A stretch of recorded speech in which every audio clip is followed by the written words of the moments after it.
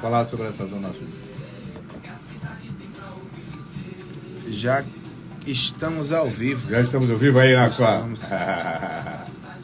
Isso é bom demais, né? Nós falamos nesse instante, no início do programa, com um brasileiro em Israel. Mora lá há 25 anos. Ele falando da expectativa do jogo, né? O senhor é torcedor de bandeirinha, de... Vamos lá. Vai, eu também. Daqui a pouco eu tô com a bandeirinha, né?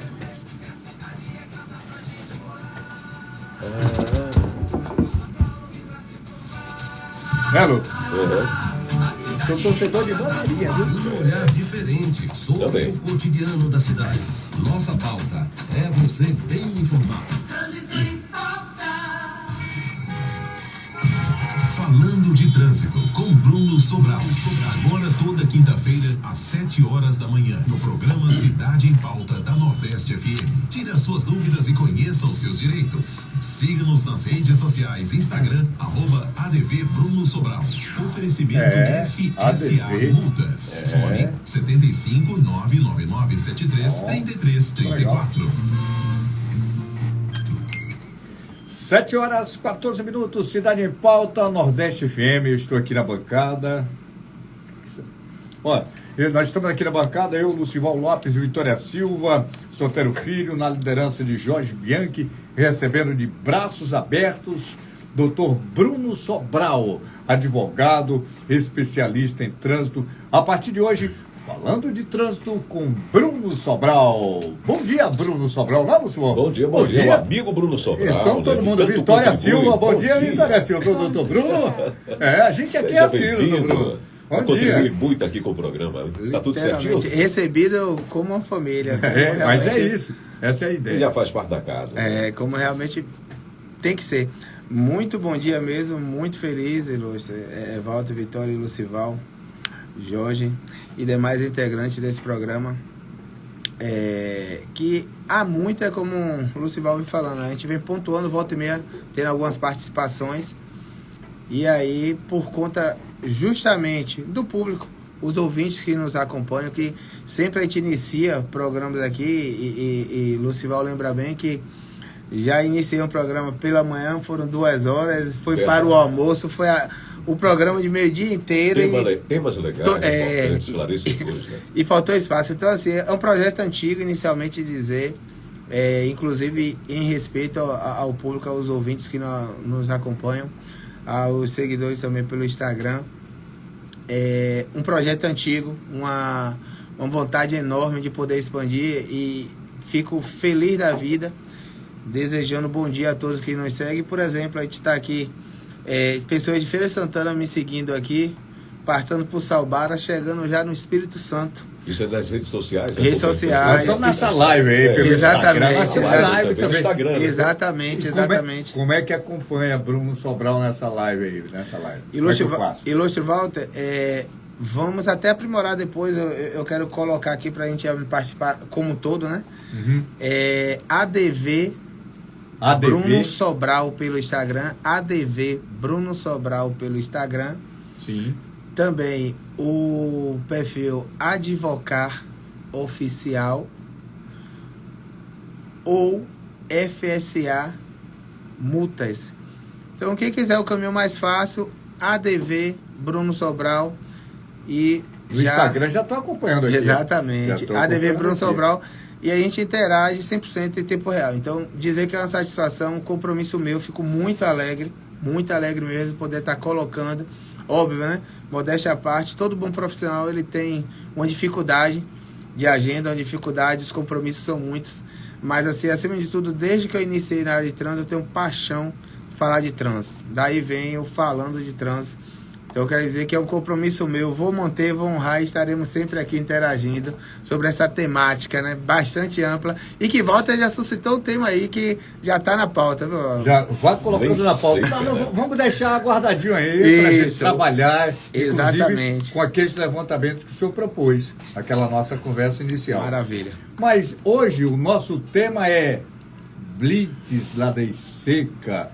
Gente, as blitz estão se expandindo na cidade A toda hora é blitz. O que você precisa saber sobre as blitz?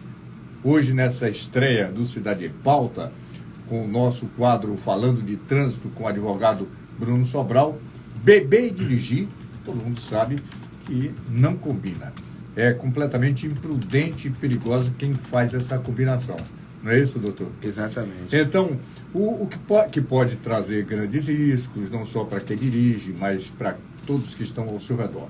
Na tentativa de reduzir os números de ocorrências, foram criadas as blitzes da Lei Seca ainda em 2008. Porém, será que você sabe como elas funcionam? Mas vai ficar sabendo a partir de agora. O que é e como funciona a Lei Seca é a nossa primeira pergunta para o advogado Bruno Sobral. Vamos lá, direto ao ponto.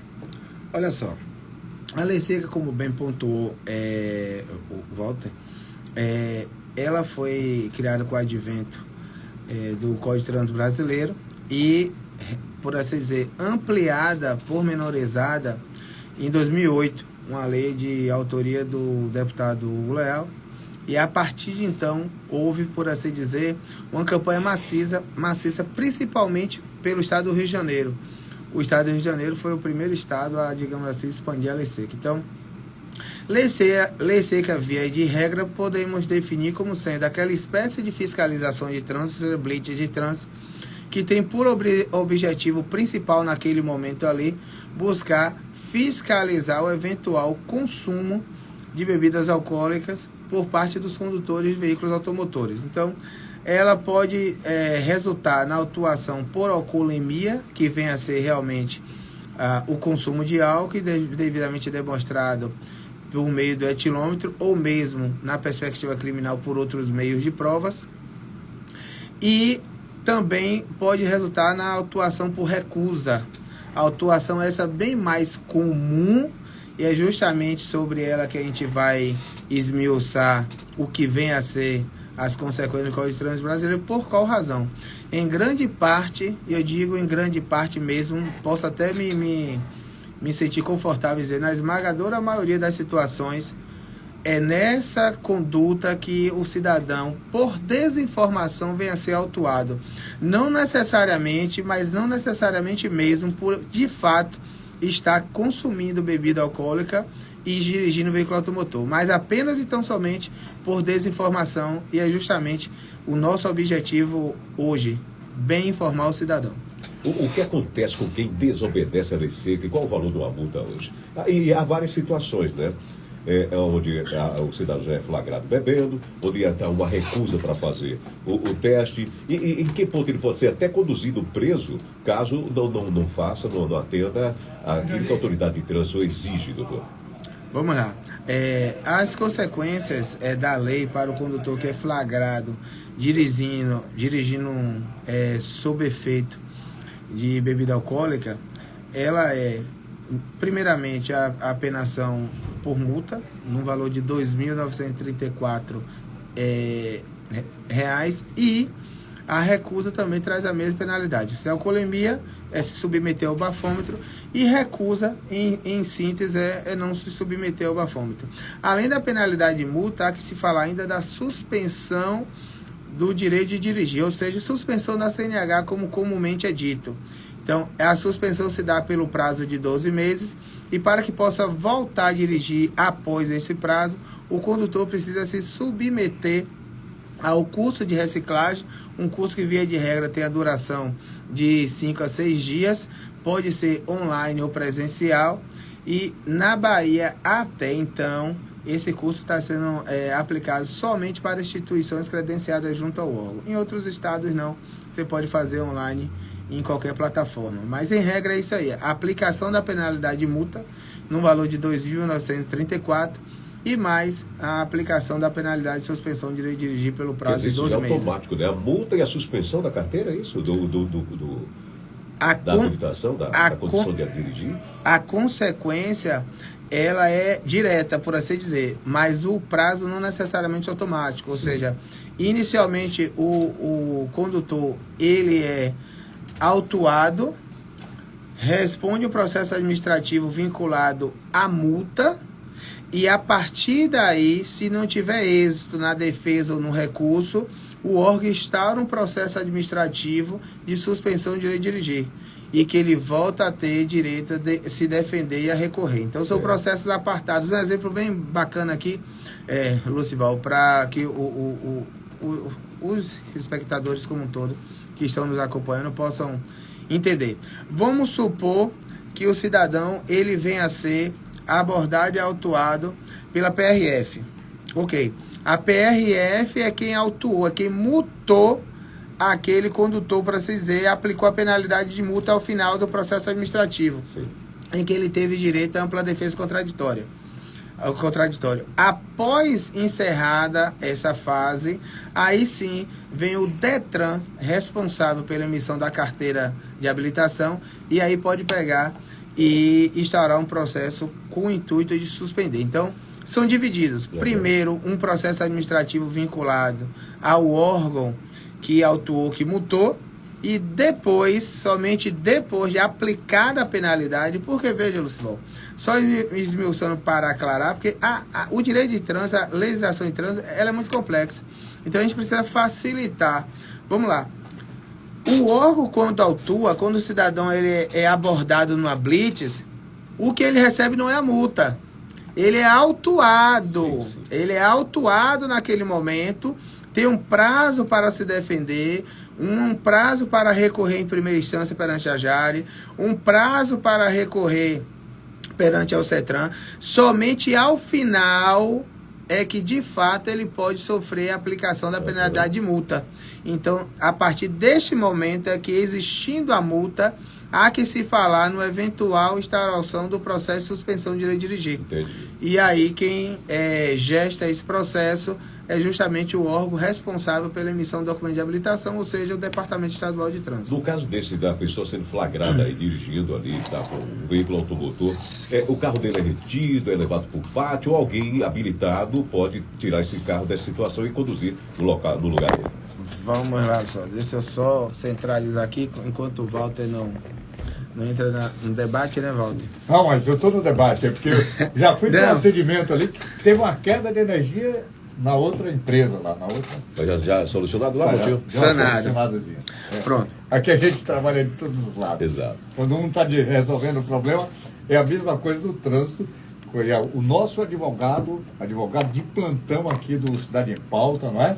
E com o seu quadro, doutor Bruno Sobral, trazendo esclarecimentos essenciais para a população. Vamos lá. Só replique. Você. Na questão dessa aí, o cidadão foi autuado lá, estava dirigindo, acusou que ele estava bebendo. A questão do veículo. O carro dele é automaticamente apreendido, levado por pátio, ou alguém habilitado pode levar esse carro para a casa dele, digamos assim? Pronto, vamos lá. Em regra, se for autuação por recusa, e aí a gente começa a explicar para a população começar a compreender o seu direito. Se for autuação por recusa, o condutor que for autuado por recusa, ele mesmo pode continuar a conduzir o seu veículo, calma, sem susto. Desde que ele se submeta ao etilômetro após a autuação. Entendi. O que é que acontece? Os agentes públicos, via de regra policiais e militares, infelizmente de forma arbitrária, precisa ser dito isso de forma clara, recolhe o documento de habilitação na perspectiva como se fosse punição, o que na verdade não é. A legislação de trânsito, o Código de Trânsito Brasileiro não estabelece o recolhimento ali no momento como pena. Estabelece assim, olha, Walter, como você se recusou, eu não tenho como saber se você está ou não em condições. Então eu vou recolher sua habilitação e aí você pode apresentar um condutor devidamente habilitado que vai se submeter ao teste.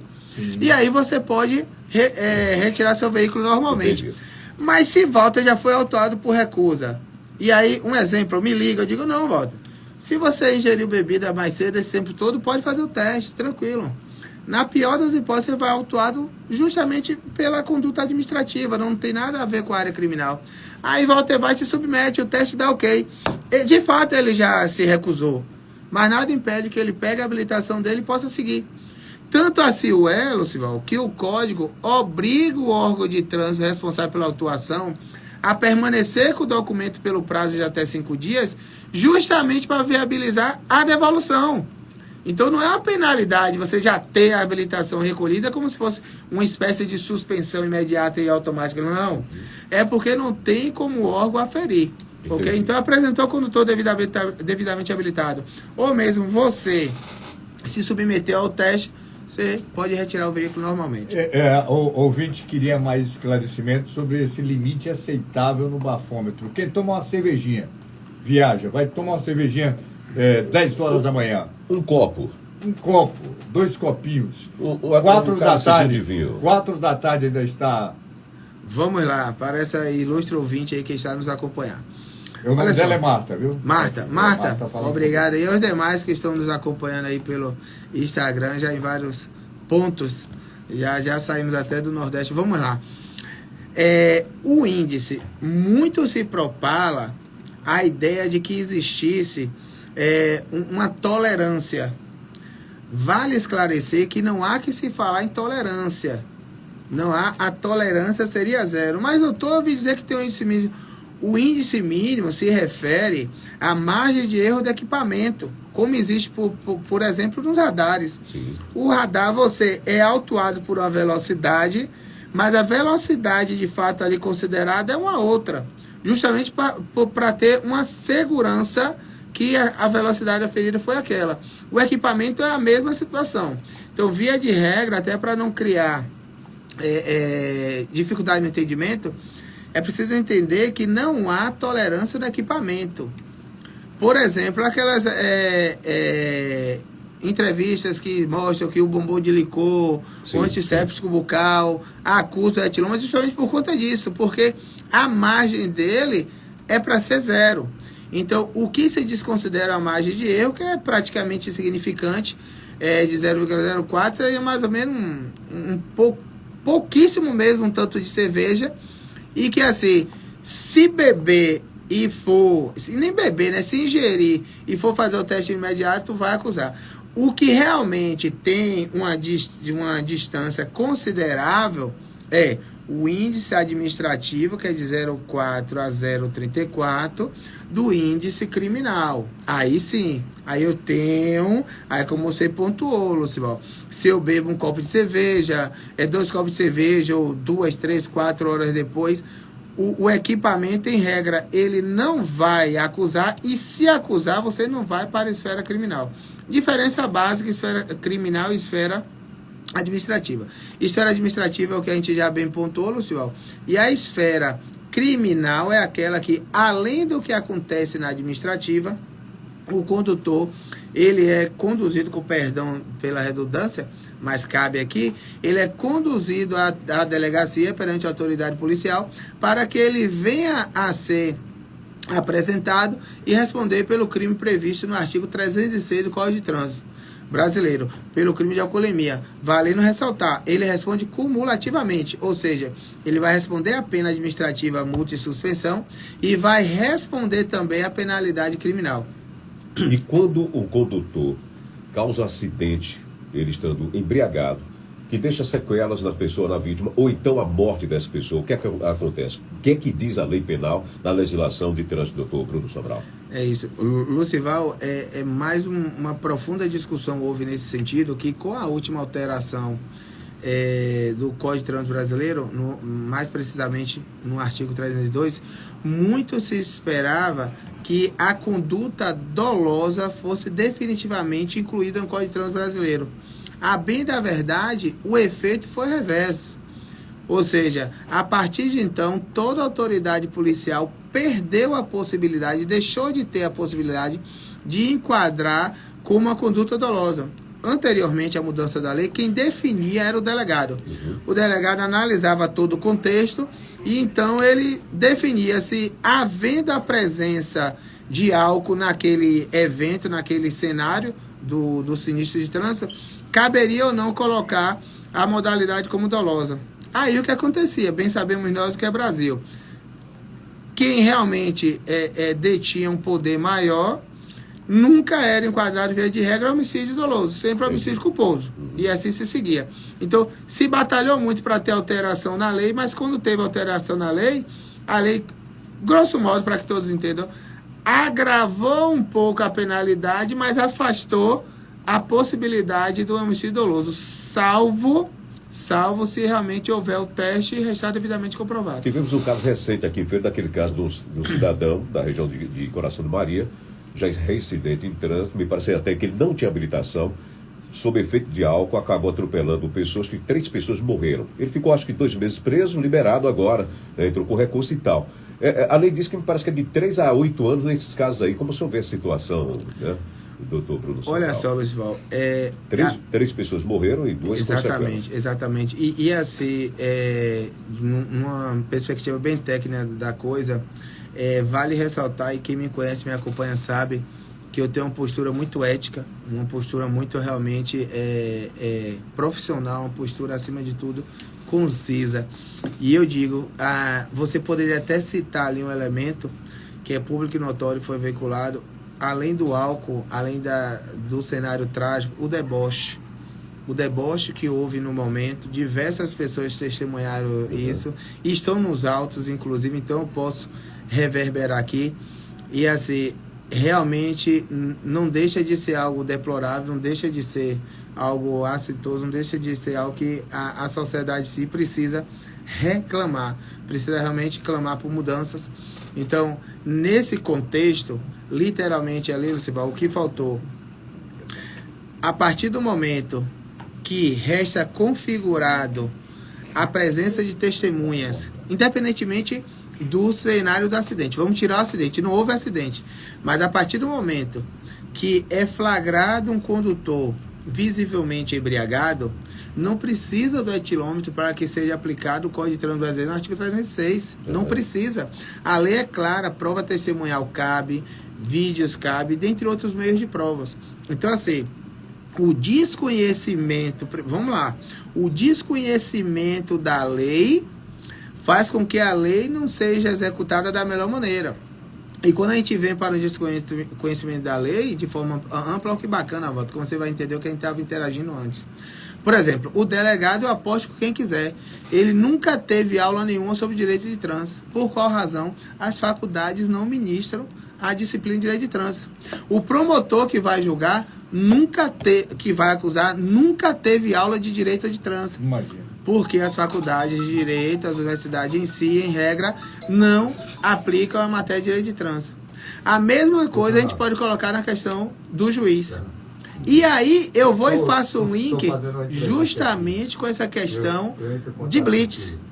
A blitz de lei seca, ou seja, ela quer queira, quer não queira, ela relativiza essa conduta. Como é que a gente pode entender como algo anormal, algo que todos os dias nós estamos vendo? Então, como é que pode o cidadão, por um lado, condenar com tanta veemência beber e dirigir e todo dia conviver com a conduta de beber e dirigir?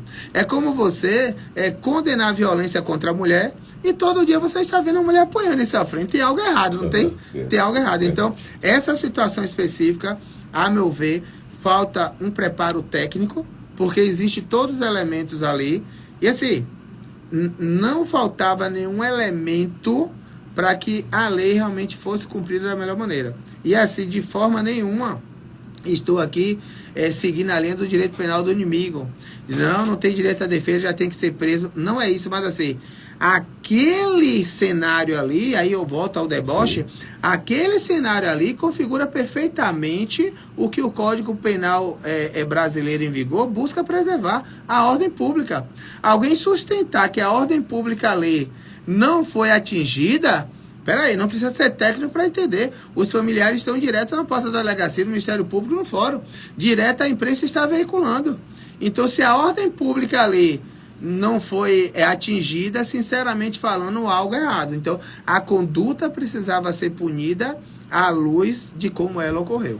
Bom, são 7h37. Infelizmente, o tempo não contribui. E tempo importante. Pena é esse tempo que passa rápido demais, né, Lógico? Já estamos há mais de 20 minutos conversando com o advogado Bruno Sobral, neste quadro Falando de Trânsito. Mas antes de concluir, doutor Bruno, nós gostaríamos de atender aqui ao Charles Correia. Ele diz: Olha, perguntei para o doutor Bruno se ele não acha que essa lei seca é muito severa. Podia liberar pelo menos uma garrafinha, uma latinha de cerveja para quem vai viajar, porque uma latinha não deixa ninguém embriagado. Qual é o nome dele? É Charles Corrêa. Charles, vamos lá. Você perguntou para a pessoa certa, começou perguntando certo, mas no final perdeu um pouco a certeza da sua indagação. Vamos lá. Ah, claro. Sim, Walter, de fato, a lei seca no Brasil ela é seca demais, ela é muito severa. Como técnico especialista, de forma bem tranquila, eu digo isso, certo? Sem medo de errar. Por qual razão? Para você entender que ela é correta, ela tem que ser assim, você tem que partir do pressuposto que o cidadão vai ingerir um copo de cerveja ou meio copo de cerveja e já não se encontra em condições nenhuma de conduzir o veículo automotor. E aí eu lhe pergunto, bom, esse cidadão ele não está em condições de conduzir o veículo automotor, mas está em condições de portar uma arma? Algo está errado. Outro exemplo básico. A lei seca, ela traz esse meio copo de cerveja como sendo algo drástico, como sendo algo abominável, que tem que ser punido da pior maneira. Bacana. Vamos dar um exemplo. E o condutor de um veículo pesado, uma carreta, um bitrem, transportando em torno de 40 toneladas, que numa curva, ainda num aclive, sem visibilidade nenhuma, ele vai ultrapassar. E aí vem um carro de lá e simplesmente ele sequela uma família inteira com 5 integrantes. Quem não sabe, eu aclaro, ele vai ser punido por homicídio culposo. Mas aquele cidadão que ingerir meio copo de cerveja dentro da cidade com um veículo pequeno vai ser punido como homicídio doloso. Então, 2 pesos, 2 medidas. A lei seca, sim, ela é seca demais. Porém, aquela coisa, o legislador ele entendeu que não tem como aferir se você realmente só ingeriu essa lata de cerveja ou não e qual seria o efeito para você. Então, aí a gente teria que aumentar a fiscalização, aumentar também a educação para o trânsito, de certa forma, trabalhar com a engenharia de trânsito e aí sim, o seu pedido poderia vir a ser atendido. Cenário distante. Muitas outras perguntas. Vamos deixar para o programa, não tem jeito. Outro programa, não tem jeito. Falar sobre recorrer em caso de ser pego da lei seca, quais as situações que podem, né? E outros temas, assuntos importantes sobre trânsito, que precisa ser debatido mesmo. Nós vamos tratar no próximo programa falando de trânsito com o advogado Bruno Sobral. Estamos finalizando por aqui. Agradecemos ao doutor Bruno Sobral neste quadro que com certeza sucesso garantido. Mas antes, o senhor é do torcedor brasileiro como eu, que usa bandeirinha no carro? 100%. 100%. E hoje, qual é a sua expectativa? Seleção brasileira e Sérvia. Com certeza o secador já foi usado e foi quebrado. Não, já foi usado, já está quebrado, já funcionou com a Argentina. Entendeu? Eu só espero que a seleção brasileira tenha respeito ao adversário, né? E não é o 7-1 no adversário de hoje que vai nos vingar. Então, 2-0, 3-0, tá bom. Então é o placar do jogo. Tranquilidade, respeito ao adversário. 2-0 ou 3-0? Tem que definir. Ou 2-0 ou 3-0. Eu, na verdade, se fosse para ir para uma linha de aposta, eu diria que hoje estaria... Eu vou jogar realmente 4-0, nem 2 nem 3 não. Nem 2 nem 3, não, porque é como a gente tá vendo, os garotos estão empolgados. Advogado Bruno Sobral falando de trânsito com o advogado Bruno Sobral aqui do Cidade em Pauta, liderança de Jorge Bianchi na próxima quinta-feira às 7 da manhã. Até lá. Eu que agradeço e vamos já deixar o card. A próxima semana é parte 2. Vamos continuar o tema recusa. Agradecer a todos que nos acompanham pelas redes sociais, em especial minha querida Fátima Barbosa e os demais. Então, forte abraço. Esse endereço aí para o pessoal acompanhar e tirar suas dúvidas. Vamos lá. ADV Bruno Sobral, o perfil do Instagram para quem os ouvintes que estão nos acompanhando, ADV Bruno Sobral, o WhatsApp 75999733334 75999733334. E no finalzinho aqui o Tiago Azevedo, que é do Sindicato dos Metalúrgicos, dizendo também, elogiando aqui pela entrevista, e para termos melhores motoristas, ele diz educação no trânsito desde as primeiras séries da escola. Outro assunto que a gente vai abordar na próxima semana. Com certeza. Obrigado, viu, Tiago? Falando de trânsito, na próxima semana, às 7 da manhã, quinta-feira, o seu encontro com Bruno Sobral. Voltamos depois do intervalo.